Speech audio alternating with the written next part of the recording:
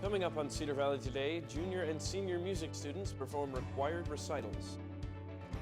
The city of Waverly adds more residential and commercial options. And Christmas with Wartburg rehearsals are in full swing. This is Cedar Valley Today.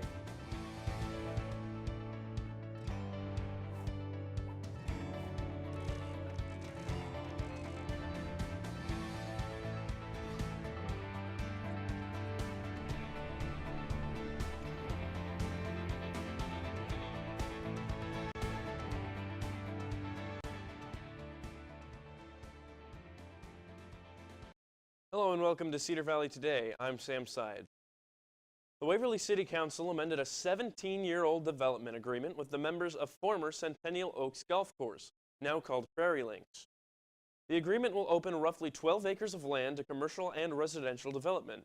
The land is currently being used for a driving range. Waverly Mayor Charles Infelt says that the project was developed by Waverly entrepreneurs who developed a wonderful golf course and a nice clubhouse. He says as time went by, though, the golf course became expensive to run and maintaining the club was a little more difficult. Most of the land will now become a residential area. Now this is 100 plus homes. And they're unanimous, of course, in wanting Brent Dahlstrom to purchase this because it would save the clubhouse. He would add a swimming pool. Junior and senior music students at Wartburg College have been preparing and performing their recitals as part of their major requirement. Students are encouraged to go to these performances to support their peers, but also have an opportunity to experience many different kinds of music. The recitals are free events happening throughout the year, and a list of these events is located outside of the music office in the Bachman Fine Arts Center. Dr. Eric Walkman explained the role of the recital process that begins as a freshman. We have recitals for a couple of reasons. One is that we have student recitals so that the students can have an opportunity to perform the music that they're working on during their junior and their senior year as sort of the final project for their applied studies.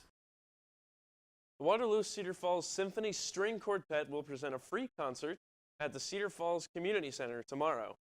The concert is from 10 to 11 a.m., and an instrument petting zoo will be available immediately after the performance. The concert is sponsored by the Cedar Falls Public Library and the Cedar Falls Community Foundation's Catherine Ray Fund. Cedar Falls Public Library is hosting a National Novel Writing Month event. The event is from 4 to 9 p.m. at the Community Center, 524 Main Street in Cedar Falls. All guests are welcome. Participants can dress to impress if they wish. The menu includes scones, cucumber sandwiches, and a candy bar.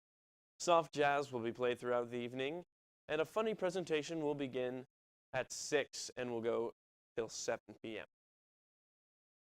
A most wanted suspect was arrested by police on Wednesday. On November 7th, the Waterloo Cedar Falls Courier and the Cedar Valley Crime Stoppers listed David Charles Miller as the week's most wanted suspect. Miller had warrants for second-degree burglary and a probation violation. On November 16th, the Waterloo Police Department located and arrested Miller. A criminal charge is merely an accusation, and all defendants are presumed innocent until proven guilty in the court of law. Waverly police are making seatbelt enforcement a top priority this holiday. Wearing your seatbelt is the single most effective way to save your life and the lives of your loved ones in the event of a crash. Failing to buckle up is dangerous and against the law. The Bremer County Sheriff's Office is teaming up with the Governor's Traffic Safety Bureau to ensure safe travels in November. The Thanksgiving weekend is the busiest travel time of the year for American motorists, which means more motorists are on the road, and that increases chances of accidents. This Thanksgiving, the Bremer County Sheriff's Office will be on the lookout for seatbelt violations.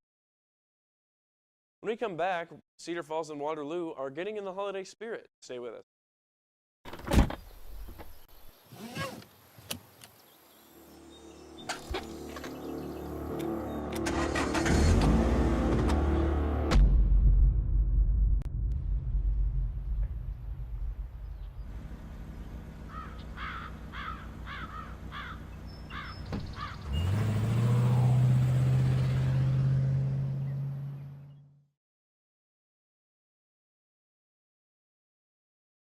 Small Business Saturday is a day to celebrate the small businesses and is held every year on the Saturday after Thanksgiving. On November 26th, the Cedar Valley will take part in Small Business Saturday. Shoppers can receive Shop Small giveaways like tote bags, buttons, and balloons. Shopping small helps you support your friends, neighbors, and other local businesses, as well as the local economy. As a part of Small Business Saturday, downtown Waterloo will host its 4th annual Holiday Fudge Walk. The walk will be from 11 a.m. to 6 p.m. on the 26th. Participating businesses include Style Avenue, Arms Hairstyling, and Shop on the Corner. A punch card will be available at participating businesses. Punch cards can be entered in door prize drawings. Santa Claus is coming to downtown Cedar Falls. Santa will be there on Friday, November 25th, it's a week from today, to help kick off the Holiday Hoopla seasonal celebration. The kickoff event is from 6 to 8 p.m. Live musical entertainment starts at 6. Holiday Hoopla events continue throughout the month of December. Check out the website at www.cfholidayhoopla.com for a complete list of events. After the break, we look at what's trending in the Cedar Valley. Every time I hear the alarm bell go off in school, I think it's an air raid. A lot of houses in our neighborhood have been destroyed. I like to close my ears and sing songs whenever the bombs come close. I'm worried our new neighbors won't like us. But I know it's all gonna be worth it. I just want my family to be safe. But these are not my words. These are not my words. These are not my words.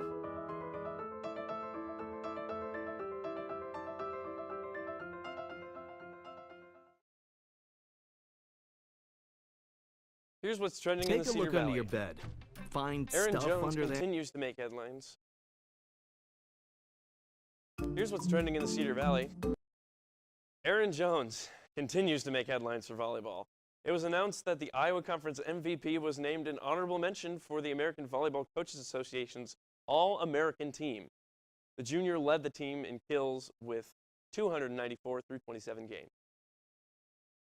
UNI will play their final game of the regular season tomorrow when the Panthers host 8th-ranked South Dakota State for Senior Day. The once nationally ranked Panthers have performed a little bit beneath expectations this season as they come into tomorrow's game with a 5-5 record. Kickoff for tomorrow's game is scheduled for 4 p.m. 7 Wartburg Knights were named to either the first or second team all-conference football team. Linebacker Tony Anstetter and punter Jake Pasaric were named to the first team, and the second teamers are safety Sawyer Anderson, defensive end Dalton Civarelli, center Quincy Griffith, and quarterback Matt Sasha.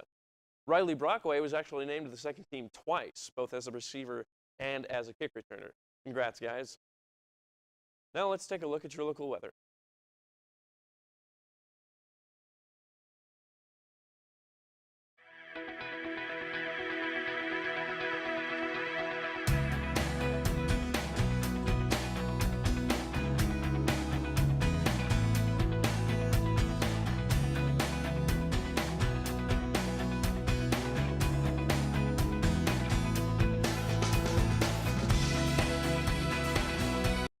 Take a look under your bed. Find stuff under there? What about jobs? No? Now try your closet. Still no jobs? Just more stuff? Well, you really have both. See, stuff is defined as household articles considered as a group. Sometimes this stuff is no longer needed. Wait, no longer needed? That can't be right. Because remember those jobs you were looking for? Those are really needed, and they're the stuff inside your stuff. Our job is to unlock those jobs, and it starts when you donate your stuff to your local Goodwill. Here's how we do it. When you donate to Goodwill, we sell your stuff to provide job training for people right here in your community. So just by teaming up with Goodwill, you help create jobs. And isn't that worth parting with the leftover keytar from your 80s cover band? Goodwill. Donate stuff, create jobs.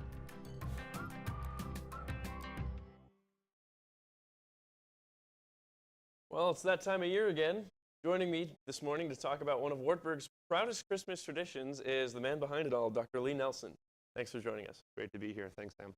So, first off, I'm going to start with the obvious question. What is this year's theme? What's it all about? Yeah, this year's theme is O Night Divine. It's taken out a line out of O Holy Night. But the theme actually goes a bit beyond that. It's based on the great O antiphons, which are lines that you'll find in the carol O Come, O Come Emmanuel. So things like O Key of David, O Root of Jesse, all of these ancient chants and texts that sort of surround and tie the whole program together. Great. So you had your first mass rehearsal last night. How are you feeling about things? It was good. It's good. It's always good to get that first one out of the way, getting everyone in there and everyone singing at the same time. And I thought it went really, really well. Got a lot of music this year.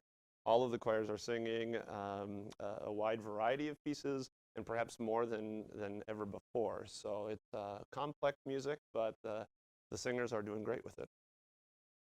So several schools do Christmas programs sort of like this, but to you, how is CDub set apart from the others? That's a great question.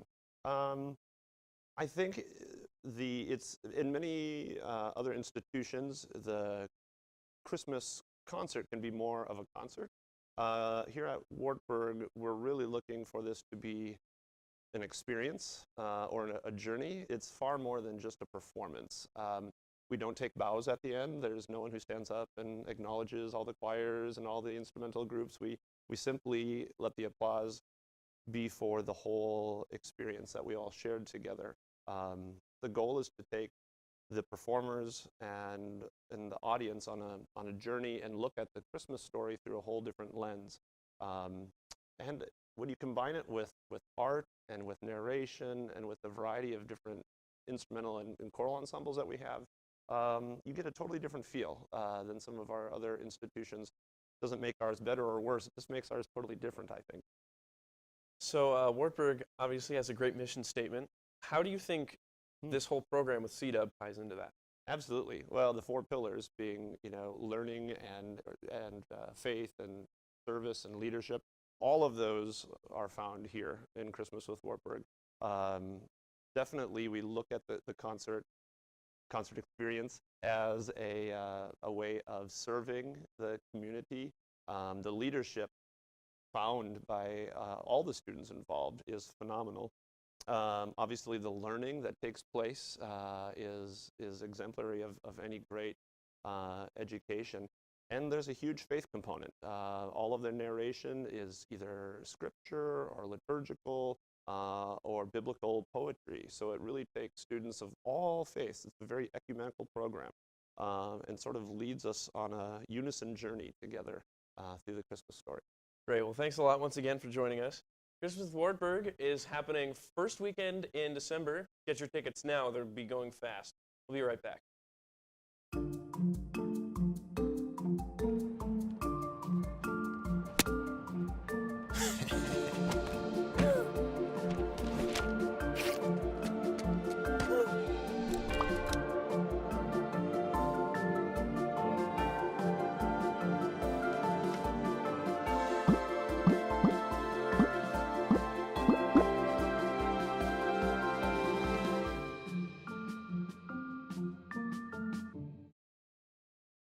The rift between the New York Times and Donald Trump may be paying off for the news service.